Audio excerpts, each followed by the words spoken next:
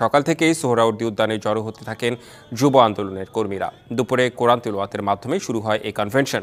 কর্মীরা বলছেন, ন্যায় বিচার প্রতিষ্ঠা পেলে শান্তি আসবে দেশে।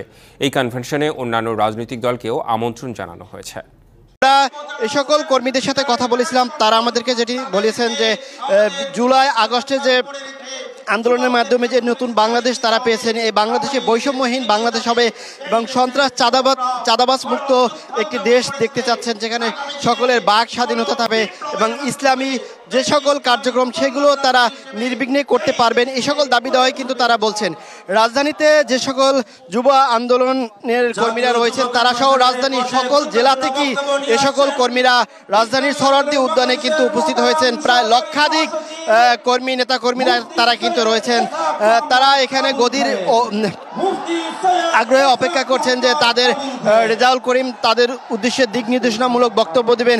তাদের কয়েকদিনের সাথে আমাদের কথা হয়েছিল, তারা যেটি বলছিলেন যে গত সংসদ নির্বাচনে তারা যে নির্বাচন করেছিলেন প্রতিটা আসনে এবারও এমন কোনো বার্তা দেন কিনা তাদের আমির, সেটি তারা জানতে চাচ্ছেন। পাশাপাশি তারা কি ইসলামিক সব দলগুলো মিলে একটি জোটে যাবেন নাকি আলাদাভাবে নির্বাচনে অংশগ্রহণ করবেন, সেই দিক নির্দেশনাগুলো আসবে কিনা সেই অপেক্ষায় কিন্তু তারা রয়েছেন।